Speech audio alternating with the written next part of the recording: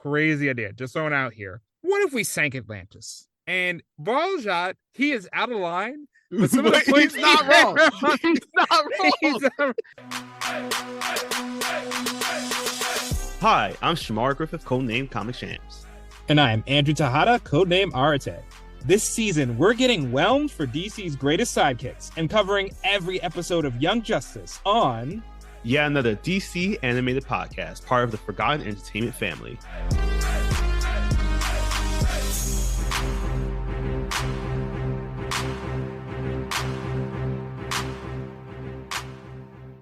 Welcome to yet another episode of yet another DC animated podcast. My name is Shamar Griffith, codenamed Comic Shams. And I'm Andrew Tejada, codename Arate. Andrew and I have known each other since 1996.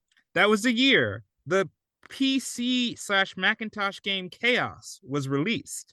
Description: it's a graphical adventure game where you awake from a dream to find yourself in a strange world pursued by a goonish bill collector. Your only hope is to follow the clues left by your eccentric uncle through a series of quests and puzzles in an attempt to solve the ultimate riddle: what the heck is going on? I'm suing. This was definitely my life in 1997. No, but you know what? I also definitely kind of got a little bit of Friday Night at Freddy vibes. The problem is it does chaos theory and fractal mathematics, so I'm done. Even though I learned a lot about chaos this week, I don't think it would help here. Yeah, I think I know more so about order than I do about chaos because of today's set of episodes. Because we are continuing our coverage of Young Justice Phantoms. We are now in the Zatanna arc. This is going to be covering episodes 9 through 13. Yes, you heard that right. That is not our typical 4 or sometimes even our typical 3. We're hitting 5 episodes today. It's a new record. It really is. This is longer than even like most of the films we've done. So yeah, if there's any point where we glaze over, oh, this character walked in the room, the Blue Demon had a major role. If we skip over that, it's because we have 5 episodes and we want to get you home on time. Yes. The total runtime for these 5 episodes is 124 minutes and 6 seconds. We're not leaving you here for 2 hours. But we are going to be talking about episode 9 called Odd New. Then following up, we have Nomed Essir. This fun fact, this one was written by Kevin Graveau, who was the voice of Black Beetle back in season 2, and also plays a werewolf on the side whenever you see him in what's that movie called? The movie with Kate Beckinsale. Oh, I thought you just meant real life. You just plays a werewolf.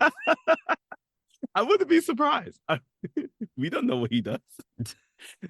For those who are listening, all of these episodes are basically pun names connected to Zatanna, as her power set is connected to her being able to do anything as long as she's able to say it backwards. So episode 9 is just really called Undo. And then we got episode 10 called Rise Demon, followed by Get Ready. Sorry, episode 10 is Demon Rise. My bad.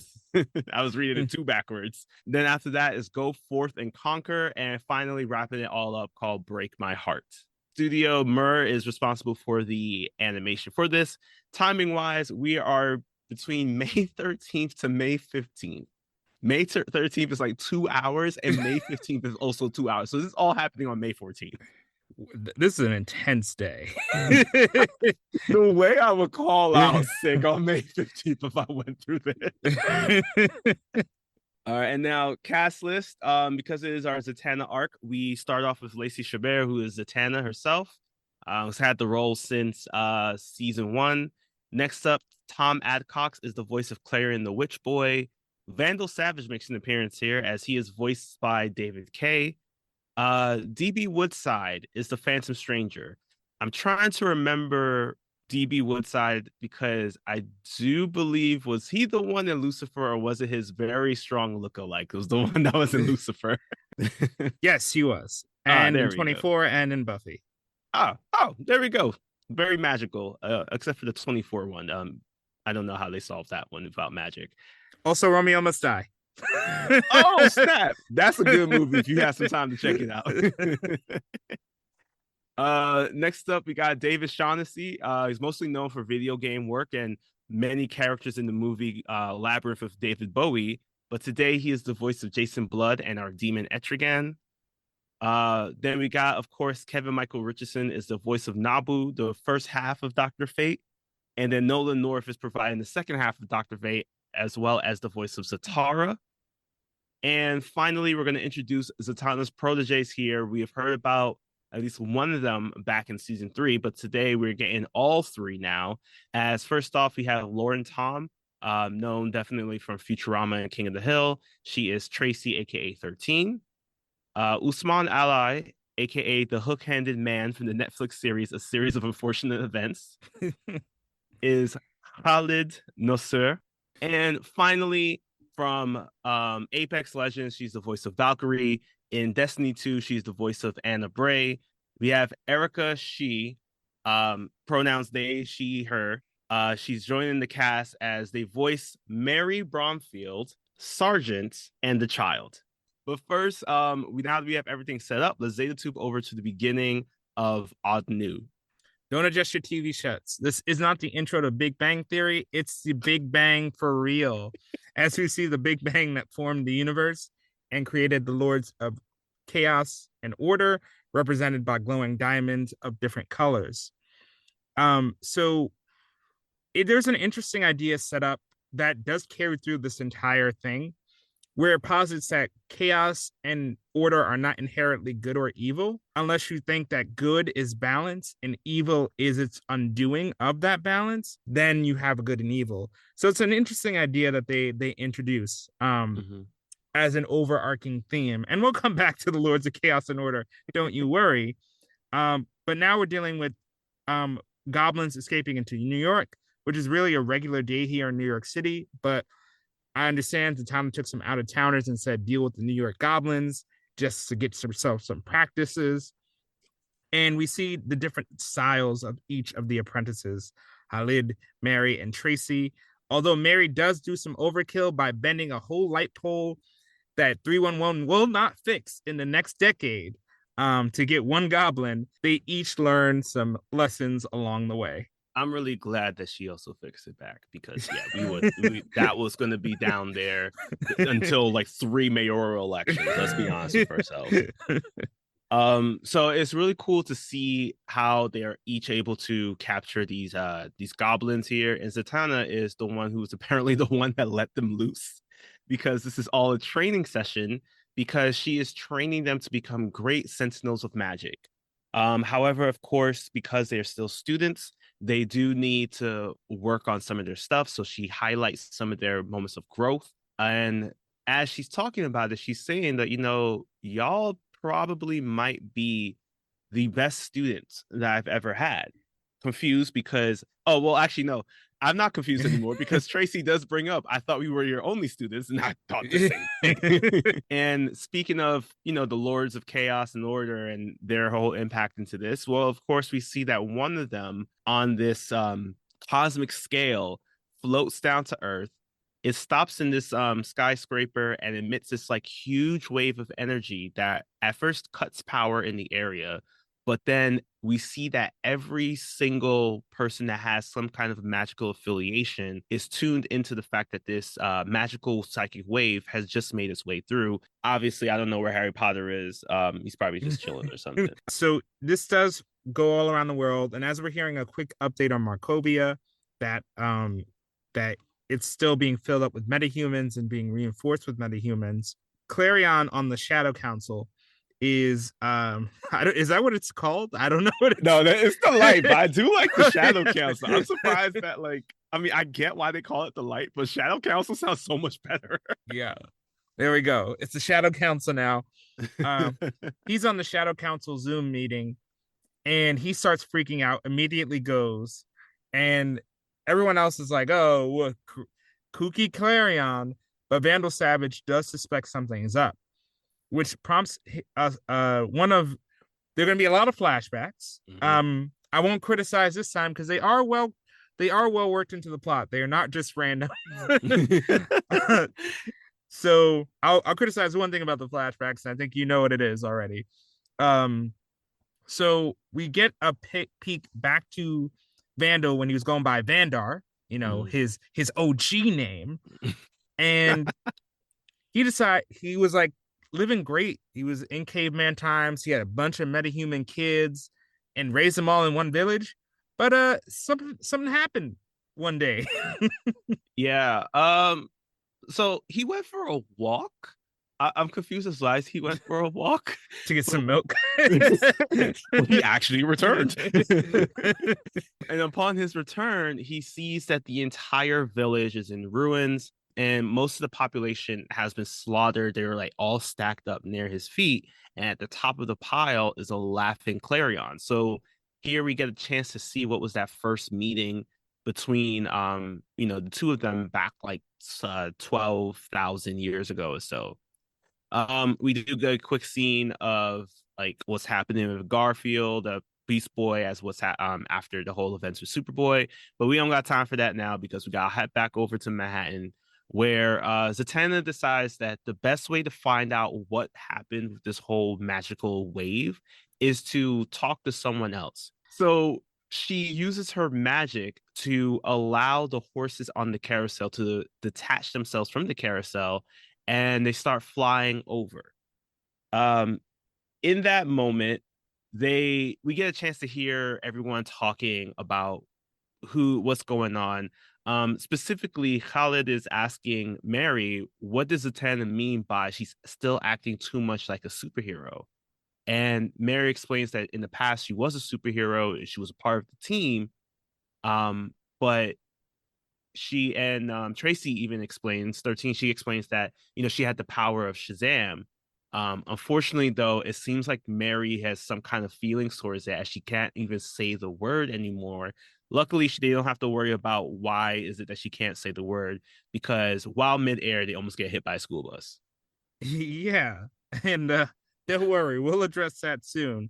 But right now, as they stop by to consult with Madame Xanadu, we see that in the past, Vandar is understandably a little pissed at Clarion, and Clarion basically kills him instantly with a snap, Thanos him out of existence. But Vandar gets right back up. So Clarion proceeds to kill him again. And meanwhile, back in the present, the Chaos Crystal finds a stone from Atlantis in a museum that happened to have a small flaw and turns it into her anchor. So, like Clarion has his cat, she turns the stone into a hulking anchor, which begs the question of why more people don't do this. But I guess Clarion just likes the companionship of cats. So a security guard is like, "Hey, I'm not paid to stop you, but what are you doing in here, child?" And she's like, "Oh, that's a cool name, Child. Hey, why do humans look like inside out, by the way?"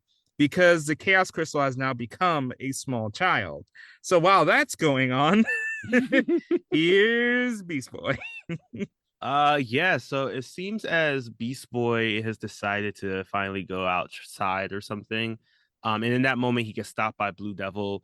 I'm not gonna dive into who Blue Devil is. If you want to know more, I guess just check out Batman, the Brave and the Bold. I think he makes a couple appearances as well as in Stargirl or Swamp Thing. One episode of Swamp Thing. Oh yeah. But Blue Devil is now the acting den mother of the outsiders here. So he's asking him like, yo, how are you actually doing? Because it seems like you're neglecting your chores, you're neglecting the missions, which is very unlike you. And Beast Boy tells him that he'll get back on it. He's sorry about it, but no one believes it. I didn't even believe it when I heard it. But while Beast Boy is just neglecting his chores, we head back over to Madame Xanadu's parlor, who we met back in season 1. While everyone's still talking with her, Khalid brings up the fact that, yo, why is it that I can hear music? There was nothing playing before. And this is when it's revealed that they're actually in Preservation Hall in New Orleans. And that Madame Xanadu is actually now magical as opposed to how she was back in season 1. We also learned too that apparently the building that she resides in, there are many doors and the doors lead to different areas. Very much like the Sanctum Sanctorum, which actually comes up later on in the future episode in here. But she's talking about what's happening and how, yeah, they definitely felt this magical wave. And this is where she decides to direct them to where the most current mystic pulse existed, and it's back at that same place, the jewelry store where the child was there, and we see the really gruesome display of a very dissected corpse of this security guard. And it's going to remind everybody that I did look ahead. Every single one of these 5 episodes was rated TV-14. I was going to say PG-13. Yeah. So while they see that museum exhibit that they didn't want to see, the bodies exhibit. The bodies exhibit. Even more creepy. We see back in the past that Clarion killed Vandar for 300 days and nights. I don't want anybody to say anything bad about Vandal Savage for the rest of my life, because this man was going through it.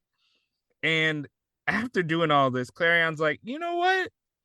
I'm kind of intrigued at what you're about, because you're not insane yet, and you're still here. Mm. So they broker a deal where Vandar says, if you don't destroy everything, I'm going to show you something incredible. Give me 1,000 years. So let me just cook. Let me just freestyle and vibe. I'm telling you, you're going to see something crazy in 1,000 years. And he's like, okay, where should I meet you? And he says Atlantis. So as we get this like really cool setup for one of the biggest locations in this universe, well, pretty much ever, honestly. Yeah. In any universe, Clarion shows up at the same museum, following the child, and Zatanna hits us with one of our favorite lines in this show. What did you do? Nothing will ever top Artemis. What are you doing? But it's close enough. And we see that even all them pooling their energies together cannot hold a candle to Clarion. We knew Clarion was a savage, so this should not be a surprise to anybody. Oh, yeah. Even when Mary uses the strength of Hercules to turn Clarion into one of those pudding packs, it doesn't take. And it especially gets worse when Clarion activates his shadow clone jutsu, choking everybody out at the same time. And an unlikely hero comes to save them. So the hero that we have here is our chaotic hero, the child, who sends out another kind of magic ping, alerting Clarion to basically come find me, come get this work. She arrives at Roanoke Island. So back in season 1, this was the scene in which Clarion had split the worlds so that parents and children were separated. So at this crossroads, Clarion feels this disturbance in his force. And as he heads on over, this is where we see that pretty much almost everybody was going to die. Because Zatanna was getting choked out, Tracy was getting choked out, Khala was getting choked out, Mary was getting choked out. Basically, it's wild to see, because they even show the bruises on their neck, and this is when one of them even says, like, "Oh dang, we almost died, didn't we?" So from non-magical means, just for spite, just to teach him a lesson. This is when the child reveals to him that, where the Lords of Chaos are very upset with like the fact that you had how many years now to do what we wanted to do and you still haven't done anything yet. So I am here as your replacement. Pack up and go home. And obviously Clarion's not having it. This is where, to close up the episode, we get the thing I criticize about these flashbacks. We find out who's been telling the story of the past of Vandar. So it's revealed that the Phantom Stranger is telling Vandal Savage now. And Vandal Savage says, "Why do you tell me what I already know?" This line will be repeated by someone at the end of each of these episodes who is on the receiving end of information they already know. And look, if you're hanging out with a friend and they're telling you the exact same story, I understand sometimes you want to be polite, pretend you didn't hear it before. But if they start telling you a 20-minute story about Atlantis, maybe you could say, yo, bro, I heard this one. We did this one before. You got something new for me? I was there. But the stranger says, I wanted to remind you of how we got here, your bond with Clarion, which will be important in the very soon future as we head into the next episode. Yeah, so now we are in Nemold, Asir, Demon Rise. Vandal is continuing to we're hearing Vandal's voice narrate this story. And he's recounting what happened with Clarion, how he brokered that deal, and now he has found a way to repopulate Atlantis. So trying to figure out how that happened. A lot of work. Yeah. A lot of Gatorade. And he shares that after a century, the village grew into a city, and it led to he saw the birth of his latest grandson, and the latest grandson Arian, and he decided, all right, you know what, y'all good. I'm gonna go out on my travels, gonna do my own thing again, gonna pick up some milk. He returns 200 years later, now going by the name of Valjot. And he finds Atlantis now to be this like beautiful city, and that his grandson Arian is still ruling the city, showing that Arian is the first of his descendants to be immortal like him. And speaking of immortality, we see that Zatanna and her students are still trying to recover from their battle. Really hoping they stay alive for this one, because they were getting work. Jeez. Yeah, I do like here that Khalid is the one who heals everybody's throats with his magic, because you get the backstory earlier that he's a medical student. So I do like how his magic is specific to him in one way. And we'll get moments of that throughout, but I really like that little touch to it. And now that the fighting's over, Phantom Stranger is like, hey guys, things are bad. And things are indeed bad, because we see, again, picking up where we left off, Clarion is being told he's going to be sent back to Chaos Crystal Land with Shadow, probably. Yeah, they're again reinforcing. Child is saying, this is happening because you were Savage's lapdog all this time. He was playing you to stay alive. And they're like, in what some ways, he might even be a Lord of Order himself. So now his status is being caught into question as a Chaos Lord. But outside of that, this battle of chaos and order, we go back to a location we know all too well, the baby bioship, where Emery, McGann, and Jean are having a very awkward trip home. Yeah, it has been a very quiet ride for, we don't know how long yet, but assuming I believe they might have hit about the 2-week mark in their month-long journey. So Emery just tries to, get everybody talking, or at least engage people in conversation by asking, are we there yet? Jean unfortunately took this very seriously, even though as Earthers, we know this is just a running joke of being on part of a long journey.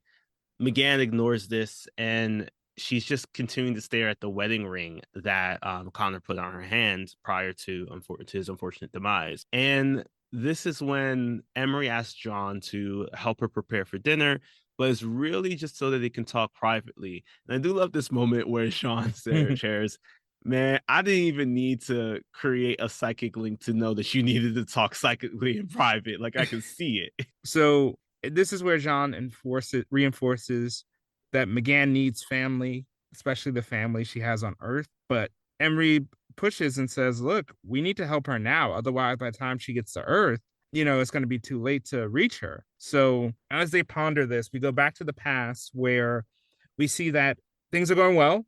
And even there's now a race of metahumans called the Homo Magi, which are these magical metas, and they're tapping into some crazy techno magic. They are doing some crazy stuff in Atlantis. So as we're pondering how this is going to fold back in, we see that Zatanna understandably is like, you want me to say Clarion? I'm good on that. Yeah, because of course, if it's a typical, if the bad guys are fighting each other, great, let them take each other out, and then we'll just go in and solve what's left. But Stranger thinks that she needs to see firsthand what this battle will lead to.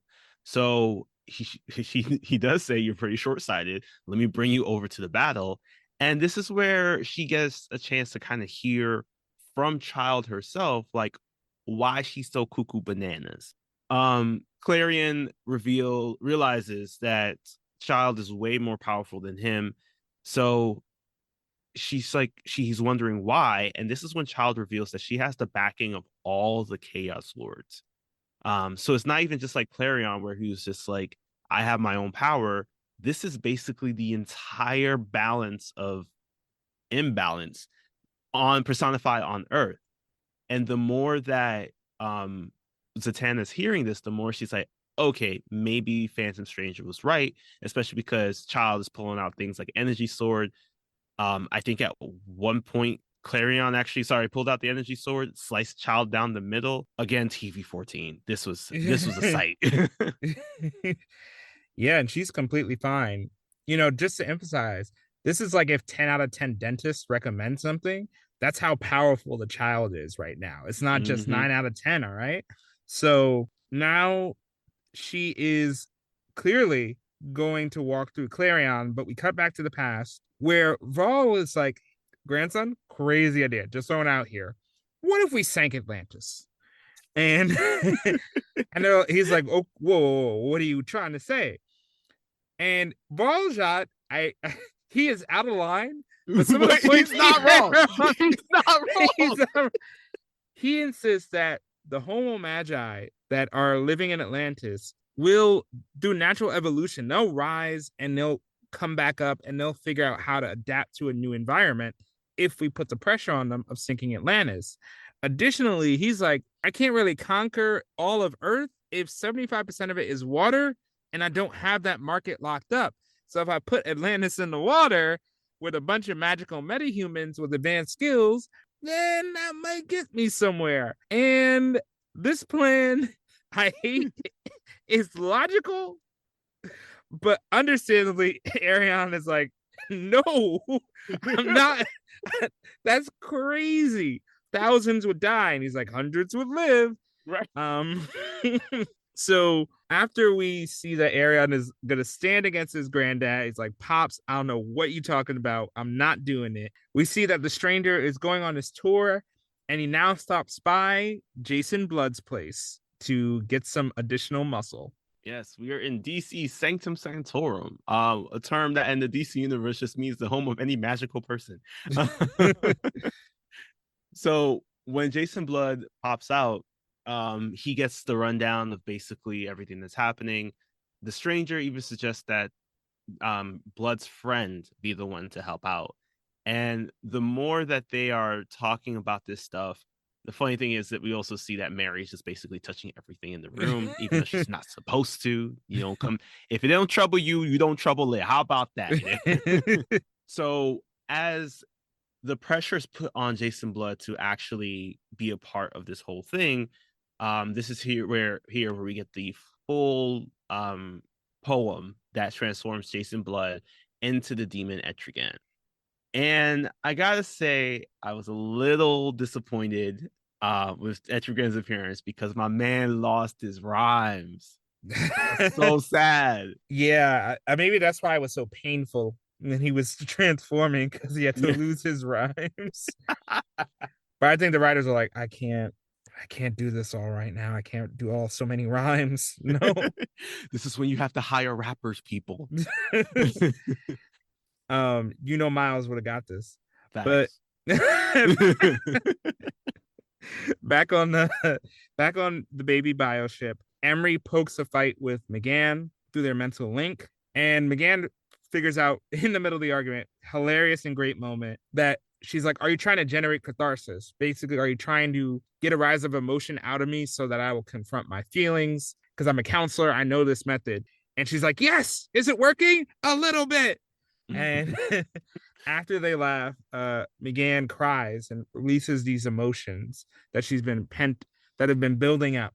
And it's a really nice scene between sisters because it kind of closes up their arc and really lets them come to a new understanding and agreement in their relationship. And the moment is slightly interrupted by the sight of the magic school bus going by them. Again, we're going to come back to it. And back on Earth, we get a little bit of background to Etrigan, that he's the half brother of Merlin, which is that new? I didn't know that. I remember it's from somewhere else, but I just don't remember what was the something else. I don't remember. Well, there's gonna be some awkward barbecues. Because Etrigan also hints that inside Mary there seems to be another personality. But they don't have much time for that now because Etrigan is sent to fight the child. He takes on Flaw, but Flaw is like, no, no, sir. I'm the most jacked character of this arc, and I won't be moved for anybody. And also, it doesn't help that the child is a master earthbender.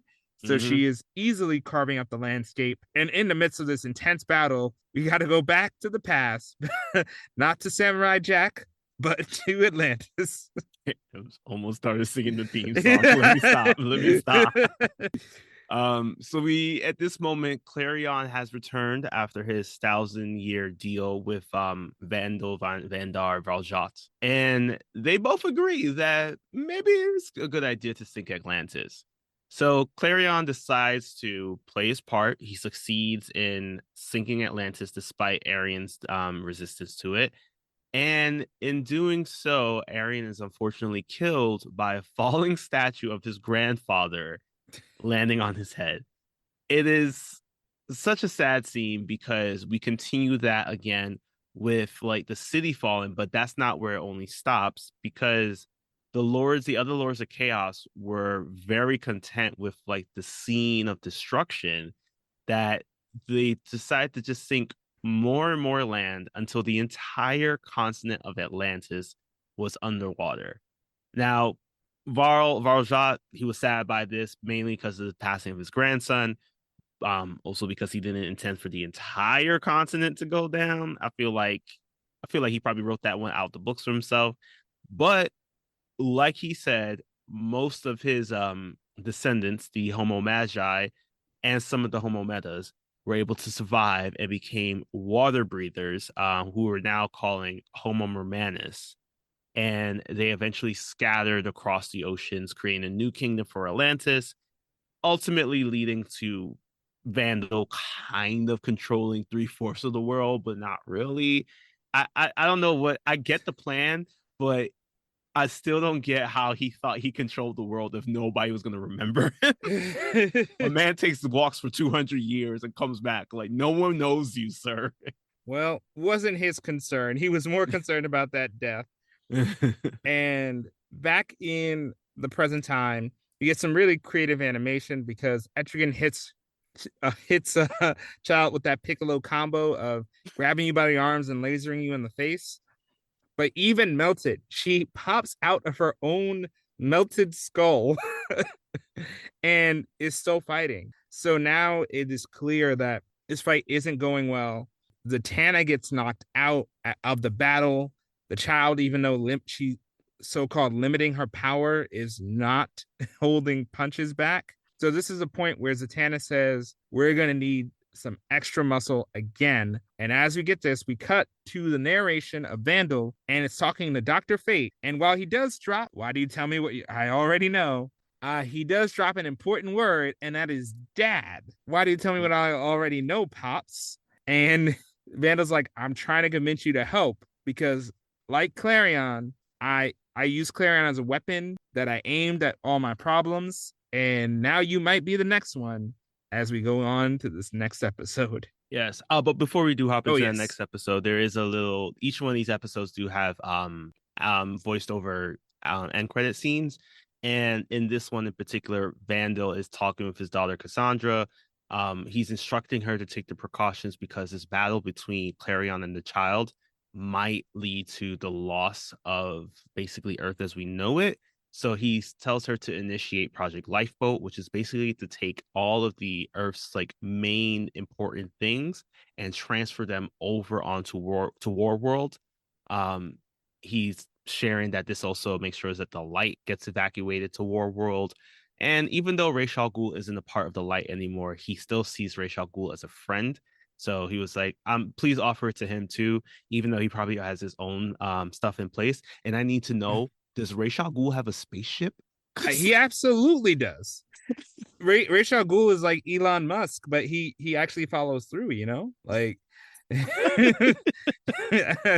he is definitely ready for this. All right. Speaking of getting ready, we're gonna hop into our next one, Tag There or Get Ready. So now the narration is taken over by Nabu, the spirit who inhabits the Helmet of Fate. He narrates the history of the Lords of Order's relationship with the Earth.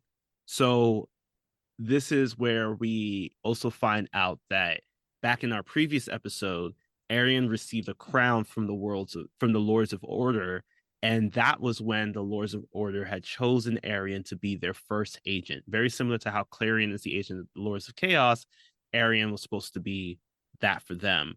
Unfortunately, though, they did not foresee the sinking of Atlantis, the death of Arian, but they did decide they decided that this was a great moment for them to reassess. So they watched what Chaos was doing, basically the architect of Chaos, Rajat, was doing, so that they can figure out their next plans. But of course, Vandal decided to change his name once again. He is now going by the name Marduk. It's I don't like, know where he's getting these names from.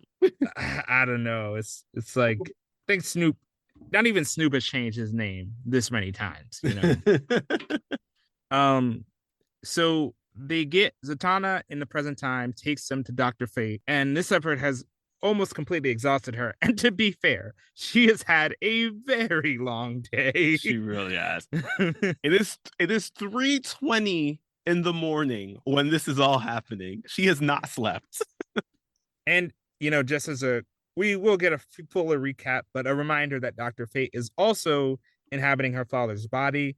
So seeing him is never a good time for her in the best of times. So Dr. Fate is ready to kick them out. Elsewhere, we have been skimming around a bit, but it's worth mentioning there's been an ongoing plot where Beast Boy has been ignoring mission alerts, taking a lot of sleeping pills. He is now very dependent on sleeping pills. And yet again, he's ignoring a major mission alert. So clearly, things are not improving for Beast Boy on his own. In the past, cutting back to the past, we are in Babylonia, where Vandal gets mad that people are thinking too free. Too much free will going around here. It's like, I need that anti-life equation stat. Yeah, it's like, yo, people are not building my pyramids like the way I want them to. So he agrees to take some help from Clarion, and his new son Nabu, wearing a very familiar golden helmet, says, look, we don't need his help. Let's just do it without him. But he ignores that, and Vandal's like, all right, Clarion, what you got for me? And Clarion's like, my friend Starro. So we get a chance to see that this Starro is what they'll face off against, much like what was explained back in the I believe it was the season 3 episode where we got a little bit more of the history of Vandal Savage. So we're kind of coming full circle a little bit here. But of course, we're back into the Tower of Fate. Zatanna and Dr. Fate are definitely not whelmed in this in their conversations with each other. We also find out that Khalid is the nephew of Inza, which was the wife of Kent Nelson. So that is something that comes up where it's just like, oh, things make sense according to Zatanna. So Zatanna does start to share the situation with Dr. Fate, telling him that they need his help. But of course, Dr. Fate is just like, listen, this isn't one of those things that I should be a part of. And it sounds more like a Chaos Lord fight another Chaos Lord, which is funny because it's basically something that Zatanna said herself. But she notes how like destroyed Roanoke Island has become since their battle. And this is where Fate says, are you seriously want to bring these people into a battle like this? Like, you might as well just let them do their thing and then you guys go in afterwards, because none of them are ready.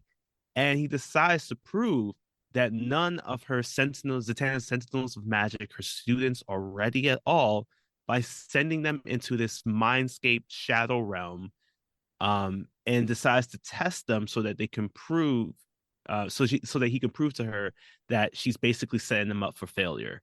So now 13, Khalid and Mary all have to face off against their greatest fears.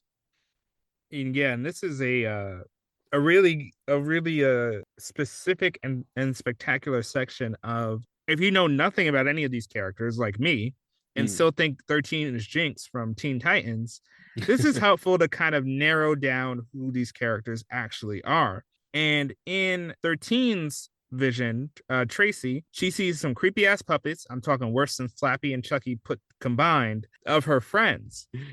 And meanwhile, above the puppets, there are these puppeteers that are this puppeteer that is screaming out all Tracy's insecurities, everything she's been worried about. And as she zooms out, she realizes that the person screaming insecurities, the puppeteer herself, is Tracy, just an evil, twisted version of her. And for Khalid, he sees a reflection of himself in water. And the water reflection is saying, "Why aren't you a doctor? Don't you remember what your parents sacrificed? What they gave up for you to get this far?" And he's also like, "Why are you relying on magic? That's not what we're taught in our religion. Are you going to convert? Are you going to?" And his mother's representing this religious side, and he's trying to tell his mother, "Don't use religion to bully me into what you want." And his father's representing the medical side. And in between these two extremes that he's caught in, the water is rising up and threatening to consume him. And as much as he's struggling, in the past, there was a lot more struggles when the Starro hit Babylonia. Yeah, so we do see that Starro is able to take over every single member of Marduk's army over in Babylonia. And now Marduk, Nabu, and one of his other kids, I believe, is supposed to be Isis. Oh. But not the Egyptian god Isis, just named after the Egyptian god. I think there was another one.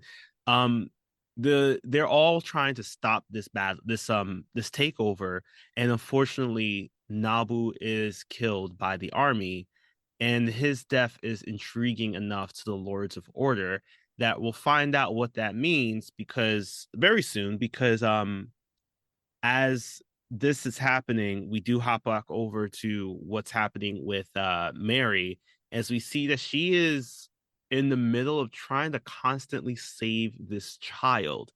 This child keeps putting themselves into some very dangerous scenarios that got me a little upset after the second time. That was just like, come on, just get out. Get off the tracks. Get off the tracks. And every single time that this kid is being saved by Mary, Mary's constantly using her magical abilities of tapping into the ley lines to invoke the abilities of Hercules and Atlas and all that. But every single time that she saves this kid, the kid is just like, "No, don't save me that way." And it's pushing her to say the words that we know from before that she can't say anymore. And the more she says that I can't say those words, this is when the girl tells her, "Fine, I'll do it myself. I'll say it myself."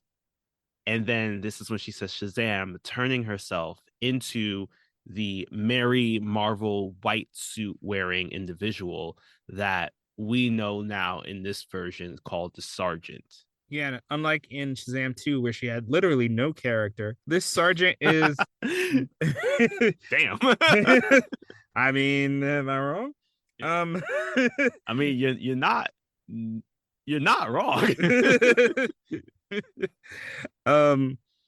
So she smacks Mary around a little bit and says that you're afraid to be your true self, this powerful version of yourself, and you lack the imagination to become something new. So she's saying, you were, and as we're trying to still figure out why she rejected this powerful version of herself, we see that back in the past, after Nabu's death, the Lords of Order said, "You know what? Round 2, fight." They put in an extra 25 cents into the machine, got him the one up, and sent him back as the helmet of fate that we now know today is put on every user of Dr. Fate.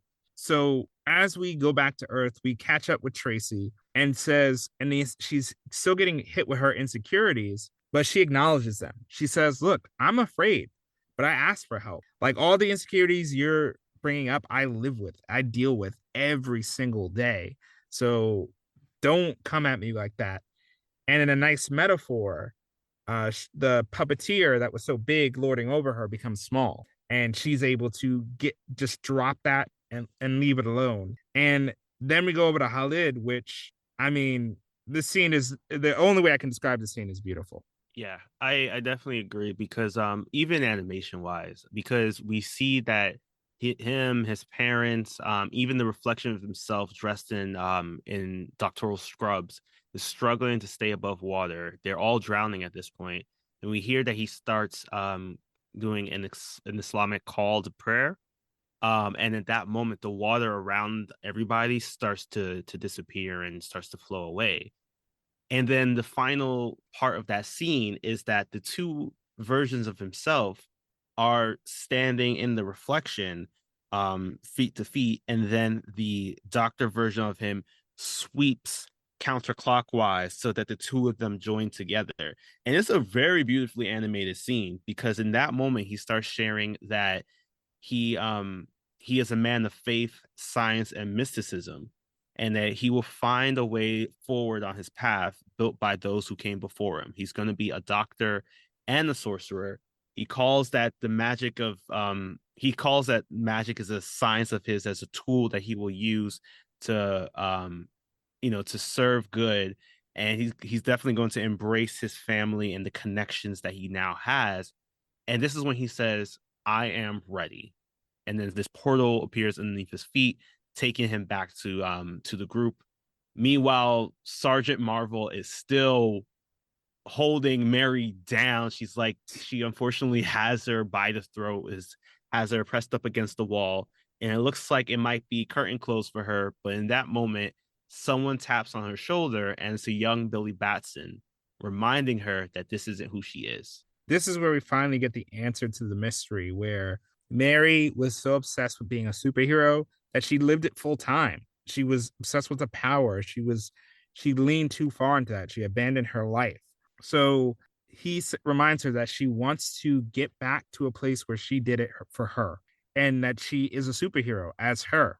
And upon accepting this, she is able to defeat herself and accept that she will forge a new path forward without getting too obsessed, without relying. So at the culmination of these three, they all come out and say, we learned lessons, and are all very individual, specific, realistic lessons that really makes each of them stand out. And remember, this is maybe a combined 10 minutes of screen time, but even that might be too much, where we still, in that short amount of time, to learn so much about these characters is really remarkable writing. I really have to commend the job here of how these characters are written. And they show up to Fate and say, hey man, we're ready. And Fate says, cool, I'm staying here. We went through all this for Fate.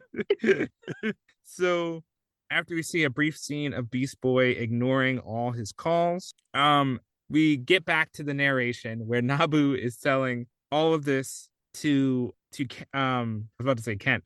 Nabu is selling all of this to Zatara, and Zatara's is like, and he's like, oh, why did I tell you this? To teach you a lesson that we're not supposed to interfere. But Zatara's feeling spicy and says, you missed the whole point of your whole story, bro.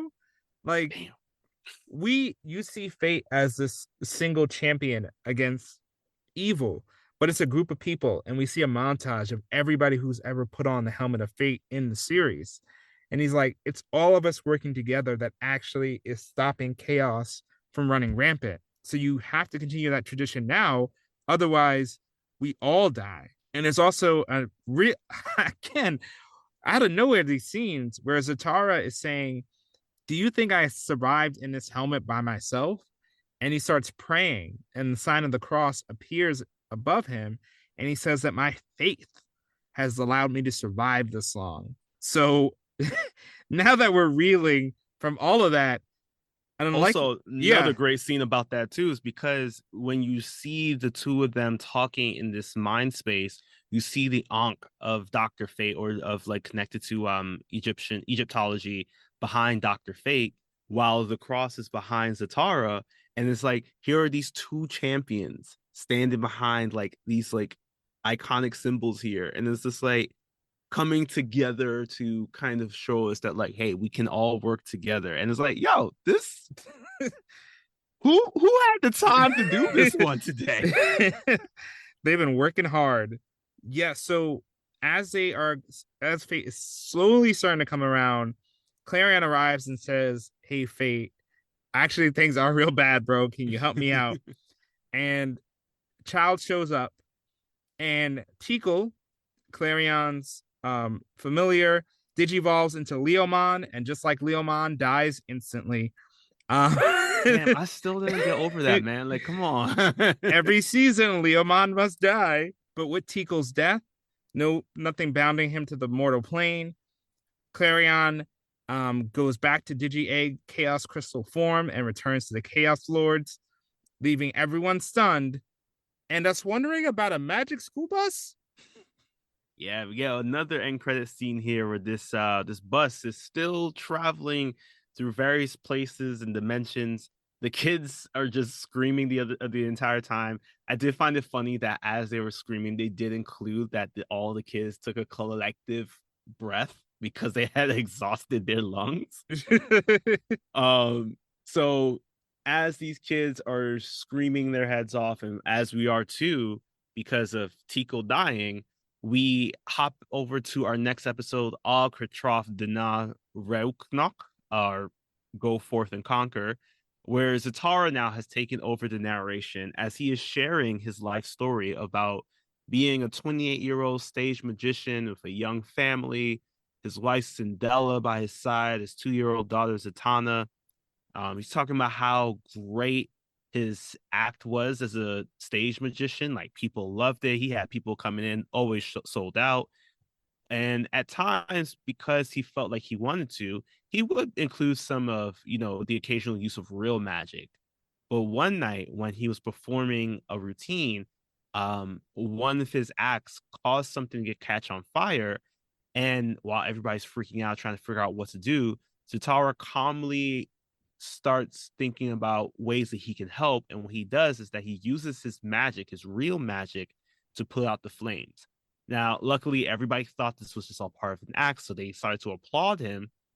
But as Zatara is up there sweating on stage, there's one person in the crowd who is smiling because they do know that there was something more to what was happening there. And that individual was Kent Nelson.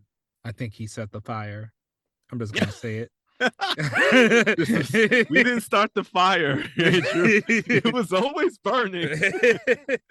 But back in the present, we pick up with, again, Tikal dying.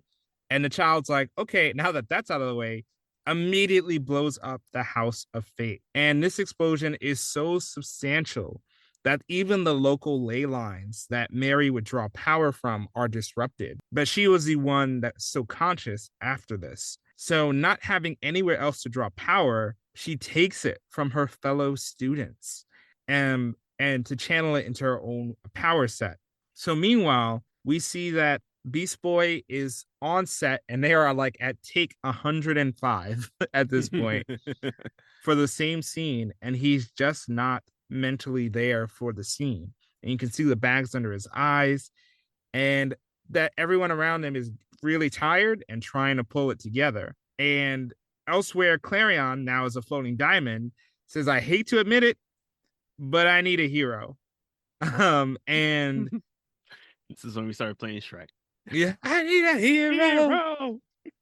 And for some reason, we get a previously on Young Justice where Superman and Superboy are chilling on the bridge, saving a bus of students. Why could this be? What's this about? Yes. So after they save these kids from the season 1 episode, where I think following that is when Bruce told Clark that we need to talk about the fact of you being a neglectful father in some way, shape, or form. This is where Clarion appears once again as this Chaos Crystal Diamond, and he's upset that he was unfortunately missed the heroes. So he decides that he does need an anchor to the mortal plane, though, so he doesn't get involuntarily brought back to like the cosmic balance scale thing. So he decides to choose a motorcycle. Running joke about Clarion, he does not use the right words at times. So this motorcycle is actually the school bus, and he decides to possess it. Meanwhile, we get a chance to meet Charlie and Penny, Charlie is the bus driver. Penny is the girl who just happens to be on the bus along with her other classmates. And during that moment, Clarion takes over the bus. He says something about "you remind me of someone," and then he starts teleporting the bus through all these different dimensions. Meanwhile, Zatara is continuing on with his story.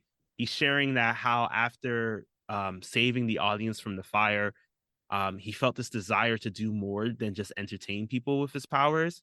And even though he lacked the direction, he did get inspired watching a report about Superman on television. So he decides that maybe that's what he needs. And I love the fact that he does share that, you know, he's watching this man. He realized, I'm inspired by this fellow immigrant. And we do realize here that Zatara does, with his heavy accent, it does make sense that he is probably not from this area of America, or sorry, well, not from America. So he shares that between his performances and the time that he's spending with his family, he's using his gifts to protect society, which shows him like stopping a bank robbery. And he still wants to do more. And that's when he gets that fateful knock at the door as Kent Nelson has appeared and tells him, "I have a proposition for you." I'd like you to join the Avenger Initiative. You thought you were the only one? So now back in at the scene of the rubble of Dr. Fate's tower. This is where he's like, okay, I need some help. I need a left bumper assist with this one. And you see there's even a crack in his helmet now. And at the same time, Mary is called out for her technique of draining powers from her friends without asking first. And this is setting up a conflict that will continue throughout the next episode. But for now, with Nabu unable to get direct help from the Lords of Order, like Child is from the Chaos, we cut back to the director, and he is pleading to Beast Boy. He's saying, look, we have good counseling services if you need help. And again, Beast Boy is saying, I don't need help. Let's do it. But the director says, look, actually, your co-star, your second in command, has actually been getting more popular lately. So he can take this over. He can take this scene over. And this is fiction because the director is very kind. No, love your directors, people. Directors are great. Except the ones you hear about in the news. So the director says to Beast Boy, look, we love you, but we honestly want what's best for you, and recognizes that this show is not what's best for him. So as Beast Boy is getting ready to hand over his role, we cut back to Zatara. And this is where he's recognizing he spent less time at home between all his obligations and trying to pay the bills. Because remember, being a superhero don't pay. So that's not at all. Brokety broke. He's still trying to pay the bills. And meanwhile, Kent becomes kind of a stepdad. This was the plan all along. It's like, I'm gonna set the fire, I'm gonna trick Zatara, and I'm gonna steal Cinderella. That's basically all it was. You know what? Game, it was a messed up plan, but I respect what I kind of respected the way that he like put himself in there, mainly because he is taking care of Zatanna. I did appreciate the fact he was like, I'm not gonna let this baby go hungry. Yeah, and I give it, Vandal Savage would be proud. Yeah. But things get even worse for Zatara because his wife unfortunately gets cancer, and he had to perform even more to pay for the bills and be for her financially. And in one of the best written lines in this show that I can remember in recent times, he says, in some damned hotel in some damn city came another knock. And that was letting him know that his wife had passed while he was trying to provide for her. And we hop over now to Sydney, where another thing is knocking, which is the impending doom of the entire world here, because we see that the city has been more or less destroyed by a giant volcano that's at the base of a pillar of fire. So I'm getting like Avatar, Roku, Death vibes, honestly. Sorry, spoilers if you haven't seen it, but honestly, you should have by now. This is where Fate is telling the crew, Zatanna, her students, that they're too late. Child has already moved on. And all the students are wondering, like, yo, what can we do? We have to help in some way, shape, or form. There are people that are probably dying or in need of assistance. But in a stage like this, Fate does share that like the more we hang around to try to save the people who are here, the more damage that the child could do. So we need to keep moving and try to find a location for where she is. Luckily, though, for them, the stranger appeared out of nowhere. He agrees with the fact that they need to keep moving because they need to stop the problem at the source of it. And he has already summoned the Justice League and the Outsiders and every Mystic Champion that can help. Even the wizard, who? Yeah, I think he was a villain. And then I love this scene that popped up because they were like, even the wizard, and they were like, he's helping. It was like, what kind of messed up things has the wizard done that y'all were shocked he was like, let me help out? Meanwhile, we see on the Magic School Bus that Clarion isn't simply, again, not simply jumping through space, but through time, now that his anchor is this bus. And we get some really funny callbacks. At one point, he goes back to when when he had separated adults and children into two different worlds. So he had to experience that moment twice because the earth was split in two. He goes into the questions like, who would do this? Yeah, who's responsible? And he just keeps going too late. He sees a year later in Apocalypse, a familiar face in one of the Apocalypse garb, a familiar woman. And yeah, so we're seeing all of this go back and forth across time. And we see Vandal is watching this all from his war world. Still trying to prove me wrong that he didn't use it after season 2.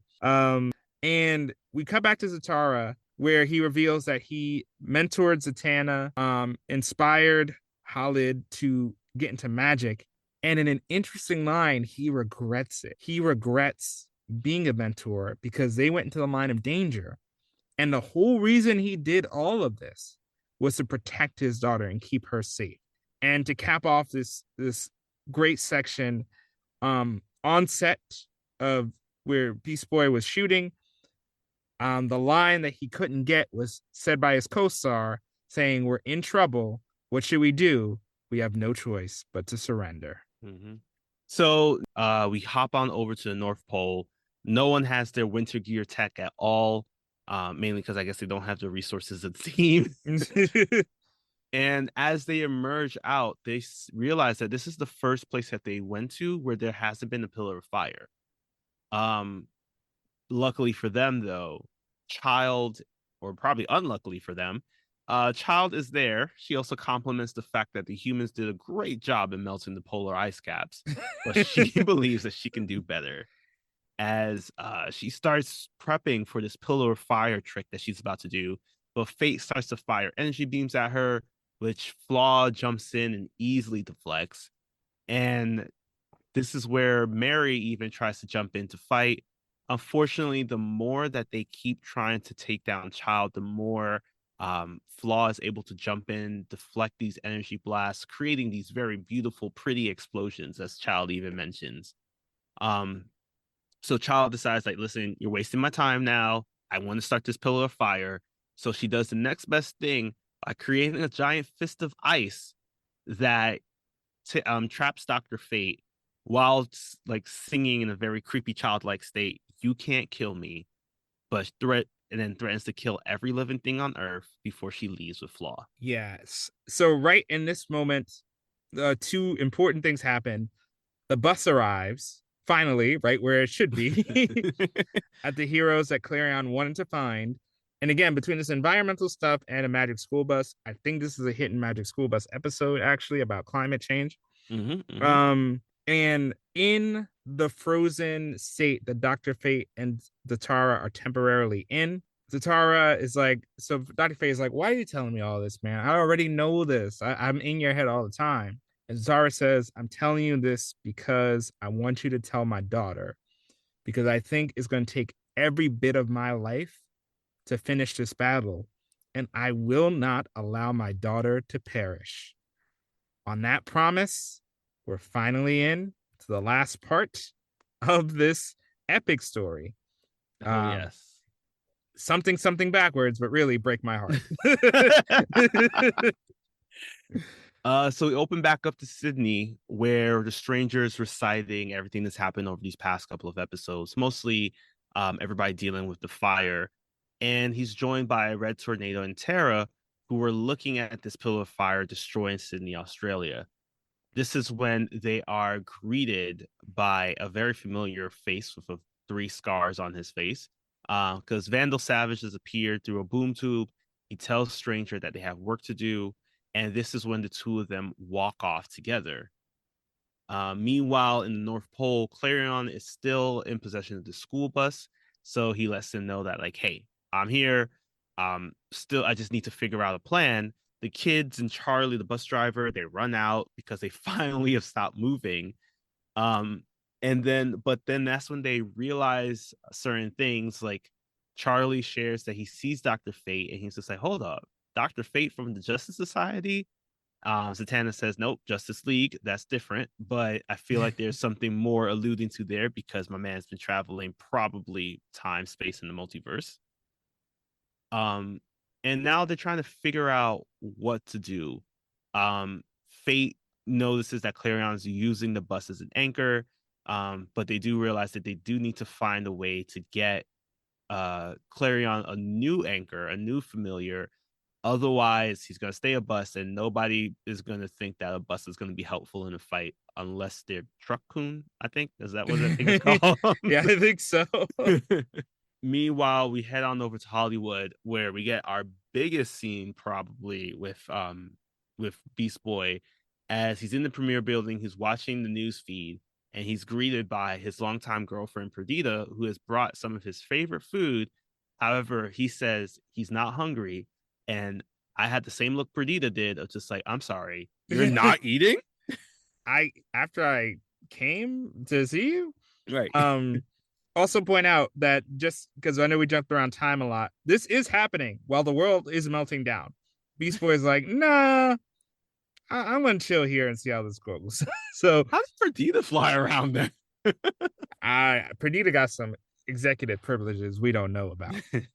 So as they're trying to find a new cat for Clarion, they express multiple times that they don't trust him, which is funny because they're inside this time traveling bus, and he's like, "I can hear you," and they're like, "You're meant to trust us." While they're going to help Clarion, Savage meets up with the Chaos and Order Lords, and he's like, "Look, the balance is upset right now. Like, y'all tipped the scales too far in one direction." And they're appropriately calling him out. They could call him out for a lot of things, but they call him out for saying partially this is your fault for bringing Darkseid into this, which I'm like, I get the argument, but there's a lot more things you could have called him out for than Darkseid. He don't even live on this planet. He doesn't even go here. And back in an animal shelter, they go through many cats until they find one that looks similar to Tikal. It even is given the same name as Tikal, even though Clarion insists it's original. You know, it's like when you get that new 2K, it's the same game, guys. And now that they have the anchor, they all go to face the child. So they head on over to the ruins of the Tower of Fate. This is where Zatanna, she starts putting up a glamour charm so that everybody is invisible, because they do see that Fate decides he's going to create a conjuring circle in order to bring what's the name, the child, over to them. Tikal has powers now, so at the slightest meow amplified by Clarion, Child and Flaw appear in the circle. They're quite upset, more upset now because they do see that that Clarion is back with Tikal. So now, but even worse, that he has decided to team up with individuals of the Order. So now she calls him a tool of Order. So as they start fighting, we see another fight start to erupt because we have to hop back over to Hollywood, where Beast Boy and Perdita are in his bedroom, and he's just like not with wanting to talk with her at all. And the more she pushes him to be like, you need to go and get help. She's even trying to offer him some help. The more he's shutting her down. And obviously just wearing thin because she has traveled so far to be there, but he won't even In the middle accept of a whole pandemic. in the middle of a pandemic, and he won't even accept her touch. So we, in the middle of this battle, we cut back to the chaos battle. Again, some crazy animation. Mary is absorbing power. That is being she's siphoning the power of the chaos magic. Khalid is using this crazy doctor spell that basically separates each part of the child's anatomy. And he's like, "Is it cool? Because I took an oath not to hurt." And Zatanna is like, "Boy, if you don't attack that Chaos Lord," and the Chaos Lords actually give her a boost that lets her restore to herself. And meanwhile, Savage is like, "Hey, if this wins, if the chaos is allowed to win today and Darkseid achieves anti-life without me around, if anti-life wins, there's no order or chaos. It's all gone. This battle is pointless. Y'all will be redundant. So in the name of real balance, you got to stop the child." And they're like, "You know what? You're making some good points, sir. But here's the thing. We ain't going to call her off. We just will stop giving her access to unlimited specials." So after there's a power sap, and now it seems like there's a chance, Mary decides to strike by draining all the life around her to try to break the anchor that is holding the child there. But unfortunately, this is draining the life from her friends, and they're not liking it so much. And neither does the child, because he uses the greatest enemy in fiction. You know it from Game of Thrones, a rock. Oh damn. Getting Also those. the greatest enemy of Dick Grayson in the Injustice series. Oh yeah. Just one rock. One rock. Now that Mary is knocked out, this calls for the greatest champion of all to step forward. Tracy 13 steps forward and she's like, I know that I have to stop her. And she does so when she looks over at Flaw and realizes that Flaw is more than just a name. Flaw indicates what is happening to this creature's body, because even though it's a diamond, she does notice that there is a crack in the body of this giant creature. And she states, I guess it kind of would be a little bit of bad luck if maybe, just maybe, that crack got a little bigger. And speaking of things that are just like cracking up and maybe destroyed, we hop back over to Beast Boy and Perdita, who it all comes to a head because as Garfield is just more and more just upset with her presence there, he gets a little aggressive and at some point knocks something over on his bedstand. And this is when all of his sleeping pills get scattered onto the ground. Perdita calls him out on it. It's just like, you're clearly using these pills to dissociate from everything that's happening. You're dissociating from the loss of Connor. You're dissociating from the team. And right now I can tell you're dissociating from me. And she tells him that she loves him. However, he doesn't say it back. And this is when she says, I'm not going to hang around here to watch you self-destruct. So Garfield shows her the door. Yeah.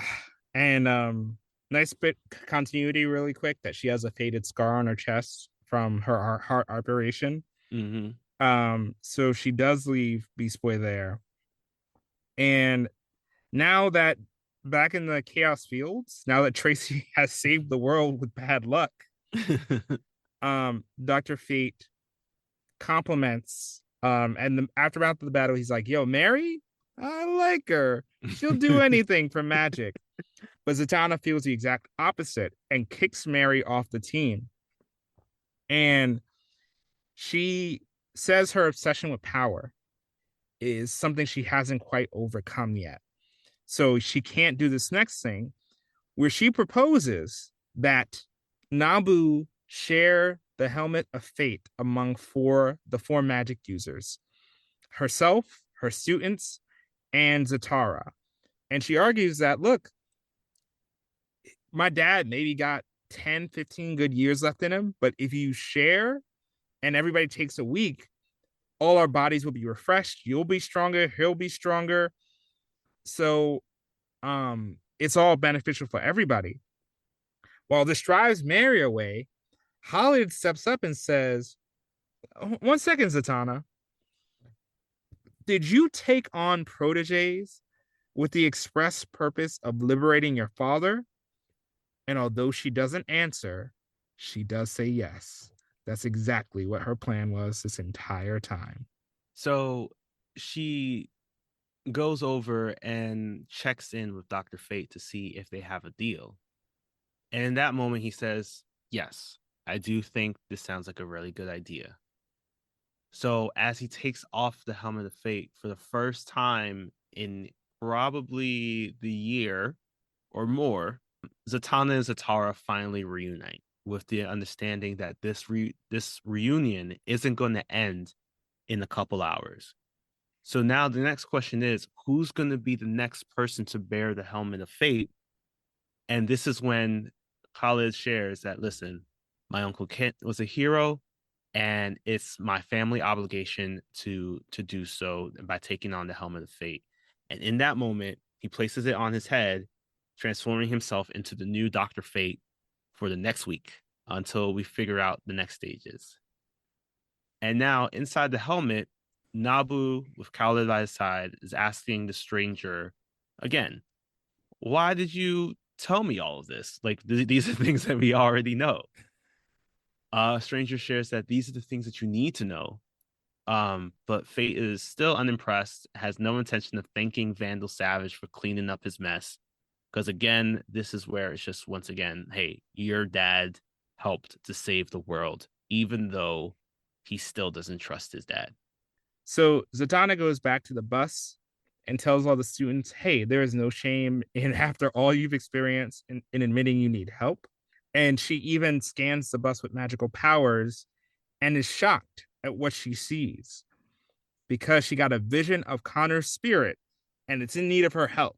So as that tease sets up what's to come in the future, we get, and I don't know why they went off on this post-credit scene like they did, but we see Black Canary is talking to Zatara and reveals that she's been counseling students for 10 years because when the students were done with their journey, they were sent back to their original time a decade before. So they've been being counseled for 10 years. And she goes, Penny, she's been building safer bridges. The bus driver is still driving. He might be the bravest man I've ever known in my life. And in a moment that just breaks your heart, she turns to Tara and says, what do you want to talk about? One of the things he says is, my faith in God got me through the long night of being the helmet of fate. And he breaks down and cries right then and there. What a beautiful way to cap off his entire arc here. It's just wonderful, wonderful stuff. Mm-hmm. And as he closes on his arc, we do open up the possibility of another, because we hop on over to Fawcett City, the home of the Marvels, not the ones to be released in theaters or has been released in theaters, but Captain Marvel or Shazam, where Mary is sitting outside of a photo booth and she's crying, and we hear this ominous voice is talking to her, telling her that her friends are only jealous of her, that they're going to deny her power because it makes them look more impressive. And the more you hear this voice, the more you're realizing that is the same creepy goodness to it that one might associate with a granny, because this granny goodness telling her, pushing her, that there's no need to obey the rules of like the heroes in this way, that Mary needs to follow her own advice, because it's all everybody that's trying to hold her back, trying to tell her to follow these rules, they're just trying to do so to keep her small. And she tells her to say the word, to say it. And through the tears, Mary whispers the word, Shazam as a bolt of lightning strikes, and that closes out our set of episodes here today. What a journey. Yeah. What a journey. And speaking of journeys, while we I guess find a way to make sure that these kids are actually getting the help that they need because of their 10-year but also 5-minute long journey. We're gonna leave you with this podcast from the Forgotten Entertainment family that you should be listening to the next time you're not listening to us. Do you like beer? Do you like podcasts? Do you like beer podcasts? Then check out Crackin' One Open, a podcast about brews, news, and pop culture reviews. Every week, we crack open a new craft beer from breweries around the country. And sometimes the world. We'll talk about how it was made, what's in it, the history of the brew, and the brewery. Then we'll give our tasting notes, and while we're finishing up, we'll talk about some of the latest goings-on in the world of pop culture. So check out Crackin' One Open with Mike and Elise, part of the Forgotten Entertainment family. All right. So we had 5 episodes here to create this magical arc, literally magical arc because of the fact of how much magic was in this thing. Out of our 5 episodes here, and we can call them by their front names versus their backwards names. Which one are you giving the most whelmed episode award to? So I'm going to say the one that I was very close to crowning, which would be Go Conquer, made me mad because I needed this Zatanna backstory before. Mm-hmm. I think his story is wonderfully told, and it comes to a beautiful conclusion. One of the most complete and whole character arcs of this entire show. And I loved every scene. I got to learn more about him and how it resolves. However, points are knocked off because you should have done this a whole lot earlier, guys. Yeah. A whole lot earlier. Imagine how many scenes could have hit in previous seasons if we had the full strength of this backstory. So retroactively, I'm mad because the episode was Zatanna sees her dad for a day. Imagine how that would have hit if we knew all of this. Mm-hmm. Boy. So that's why, even though it's close, I can't give it to them, but I will give it to Get Ready. Now I know, written by Nita Chowdhury, who is apparently only the lead writer for this episode, but what an episode for her to nail it. The way each of the students gets so much time and you understand them as fully as any character you have seen from season 1, that's incredible on its own. But when combined with the imagery, the prayer, the theme of religion and faith not having to be in conflict with new beliefs, it is incredible what this episode accomplishes in such a short time, how it forwards the plots for everybody, and how it gives an origin story for Nabu that establishes him as the asshole that we know, but we understand why he's that asshole. So I really commendable work from her. Definitely to go check out more of her stuff if you like this episode. But I think this episode really just was an all-star in a group that is much stronger than Artemis. I'm sorry, Artemis. It ain't no competition here. I really think that was the one that really stuck out with me. How about you? Yeah, I'm gonna agree. I definitely felt like Get Ready was the top one of this bunch. And even though like all a good majority of the episodes have really great storytelling and everything, and especially because I love that scene of like hearing from the heroes, especially this like the new sentinels of magic here, kind of giving some insight of like who they are a little bit. The other thing that I loved about this was that it was, to me, the only episode really that had my jaw drop at a scene, which was the death of Tikal, because I was not expecting to actually be that committed to being like, oh no, Tikal is dead. And having that shock value of not knowing what to expect, because it was well written out where it was just like, here it is that the heroes have this wonderful rallying cry of I'm ready. They've overcome their insecurities. And then it's like immediately jumps into all hope is lost because Tikal died and their worst fear has come to life. So, and usually you get that scene, I feel like, in reverse at times. Mhm. So seeing it play out this way, it really works because you actually felt the gravity of the situation. Um, and I think that's where I was like, I in the past in the beginning was also agreeing. Was like, listen, the Chaos Lords are fighting the Chaos Lords. Why should we even care? But seeing all of it play out in this episode really made me think like, oh crap, it could actually be worse than what we think. So Get Ready definitely had me there. I think that it also connects most to the other episodes because I think certain things pop up that make it make sense. Like the drop about Khalid being the nephew of Inza. Mhm. I think that worked out well. Because it does explain because like he's not a character that we've met before. I mean, Mary isn't either, but like we know of Shazam, so by extension we know of Mary. So having a new character get dropped in, I originally wasn't too confident in his character being thought of well in this set of episodes because it's like he seems too competent compared to like the rest of his classmates here. That it's just like, why is he here? Like, what makes him so special? And Get Ready showed us why he was so special. So that's for me most warmed episode. I agree. I think that there's just certain scenes and knowledge that I felt like maybe we needed to have placed earlier on. Like I love the Vandal Savage's side of all the storytelling that we had, all the flashbacks. But I was like, all of this really could have been one episode, like a really well written episode, versus just like splashed in throughout all of them. And even though they made sense, like we got that full episode where it was like the full backstory of Vandal Savage. This would have been a great sequel to that. Mhm. So I think that's for me where like, in terms of the arc, that was the only issue that I had. Because again, it's like I wish it was a full episode or earlier on because I would love to see it all connected into one full 20 odd minute episode. Yeah, because this was 5 episodes. Mhm.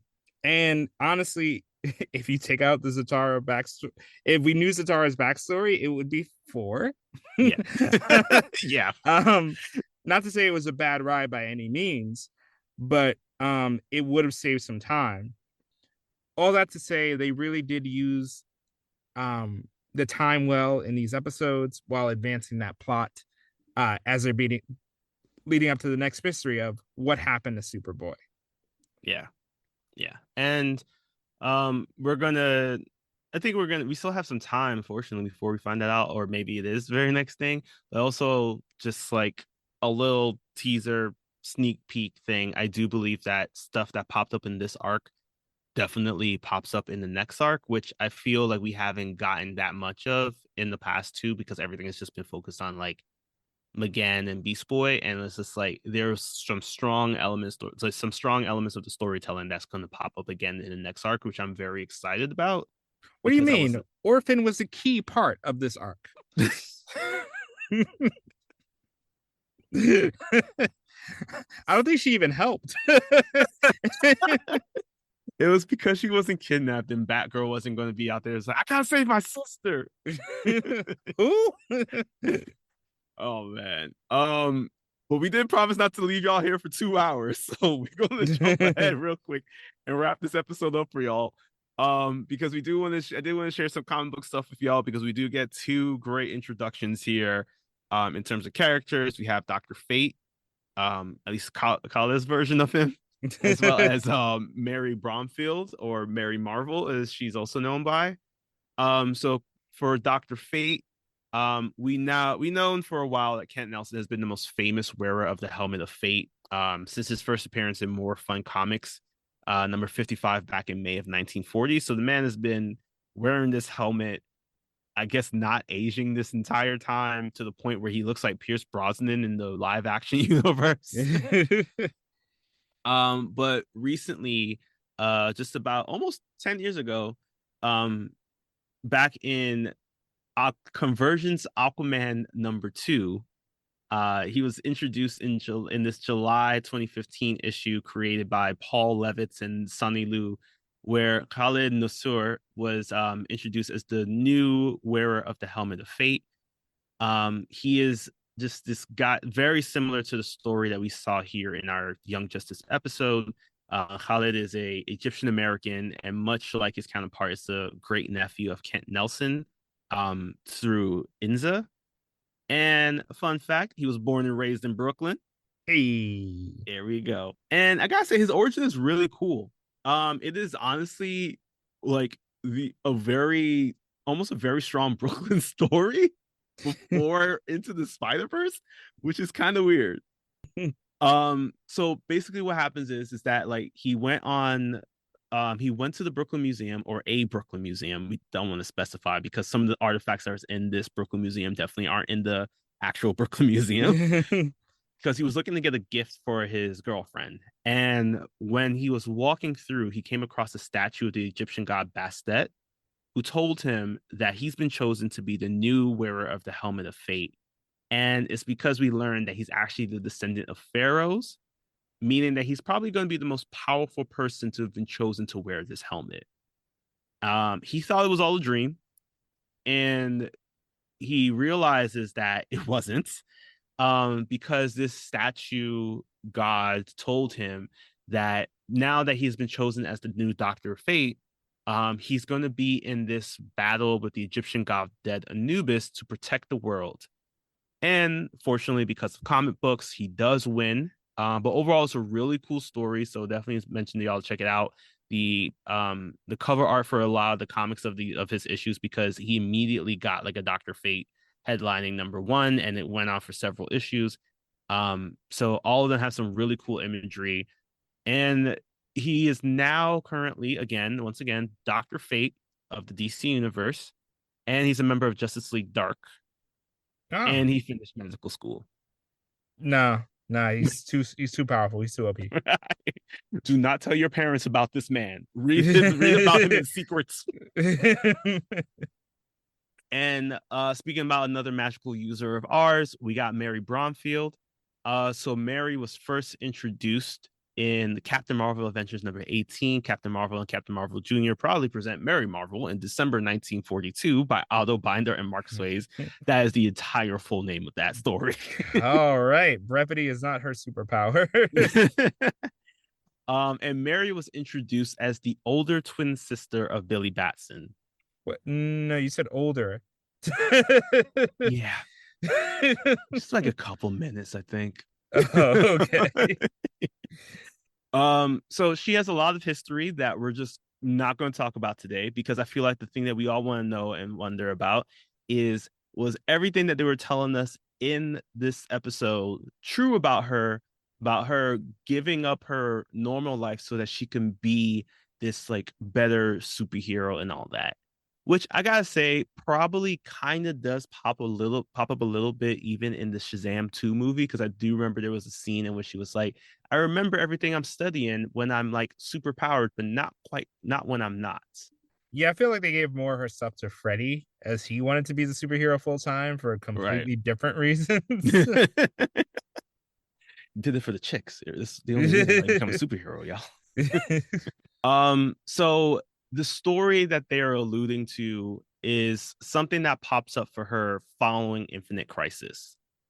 So just to give even some more backstory on it, following Identity Crisis, which we talked about in the past, when we first talked about Zatanna, this was the arc in which the ex-wife of the Atom killed the wife of the Elongated Man, and Zatanna has some kind of hand in the potential cover-up surrounding it. Jean Loring, this was the ex-wife of the Atom, somehow convinced the Spectre to go on a rampage, and in doing so, he ends up killing the wizard Shazam. Oh, that's not kind of the rampage I was hoping for. So then once everything gets settled and all that, Billy has to take up the mantle of the new wizard. So he has to go and live on the Rock of Eternity forever, because that's where the wizard lives. So now we hop on over to the end of Infinite Crisis. This is when Superman and Lois Lane from Earth 2, as well as like Superboy and Alexander Luthor, that crisis, because they were upset with like the storytelling. I'm assuming they probably were valid in their thoughts. At the end of it, Black Adam announces that he's reformed, he's found love, and he just wants to live out his life, not doing any of this stuff. He's going to continue ruling Kandak. But he does decide to give two of his Egyptian god powers to Freddy and Mary. Because at the same time, Billy is still on the Rock of Eternity.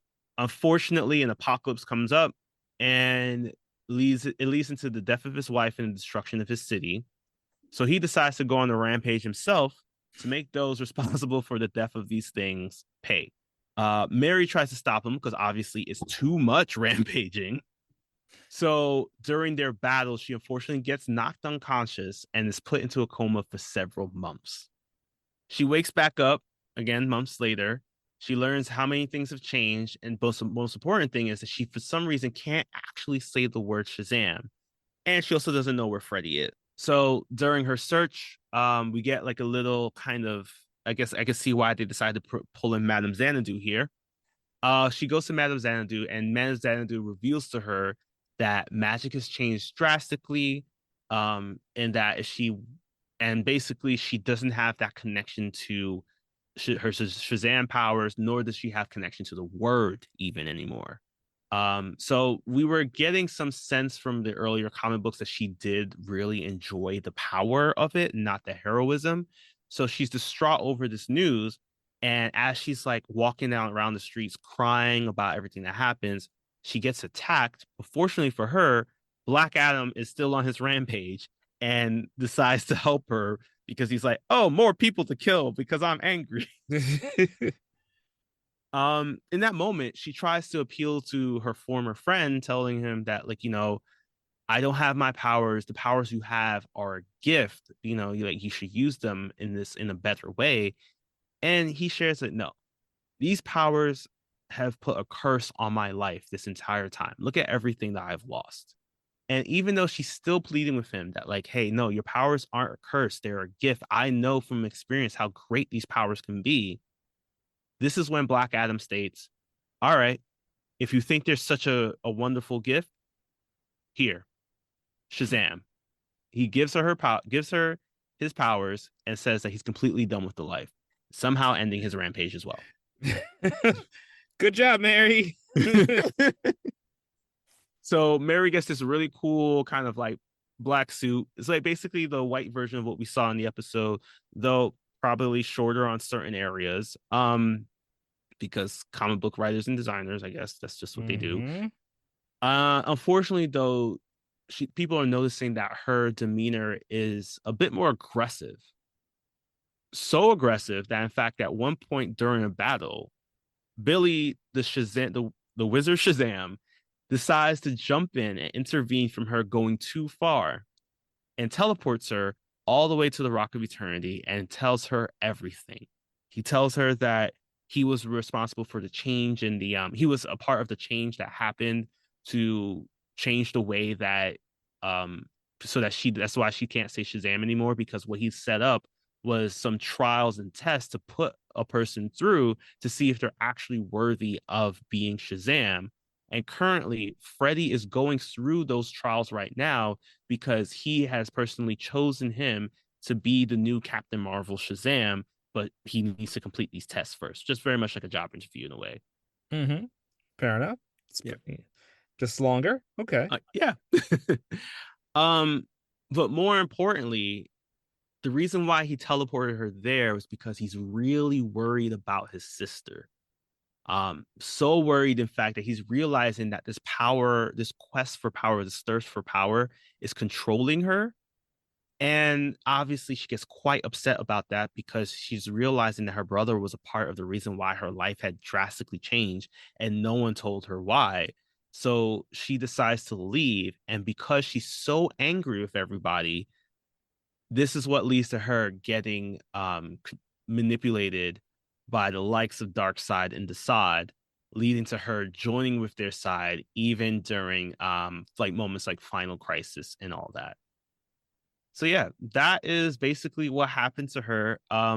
Currently now, At the end of that, the Wizard Shazam was revived, and he was quite upset over everything that happened. So he took away both Billy and Mary's powers, I think Freddy's as well, and wiped their memories of it. So they were just walking around aimlessly because they had no idea even who they were. Fortunately, though, New 52 came about, and that changed Mary into the person that we now more so see in the Shazam films, where she's not the biological sister of Billy. However, they are still pretty close, and she is just basically just still a regular Shazam warrior.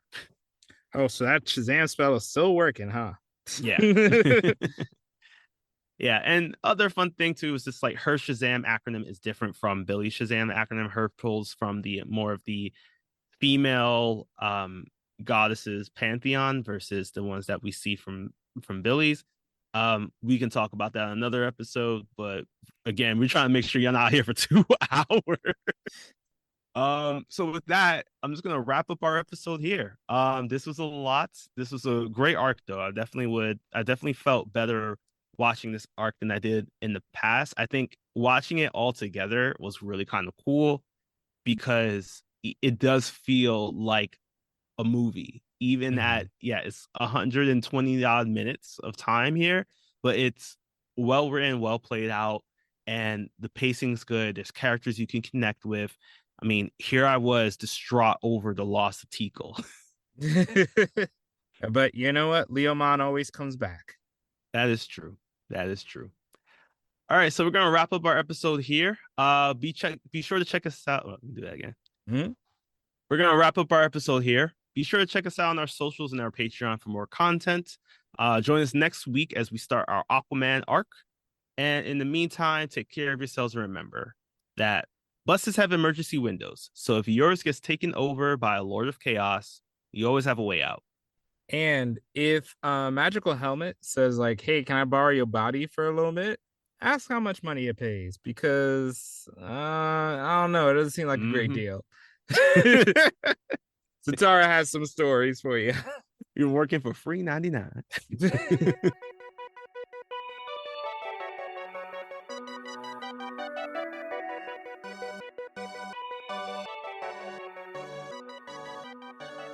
Thanks again for listening. Yet another DC animated podcast is a proud part of the Forgotten Entertainment family. If you liked what you heard, leave a review and share us with a friend. Also, be sure to follow us wherever you get your podcasts and on social media at YA DC Animated Pod.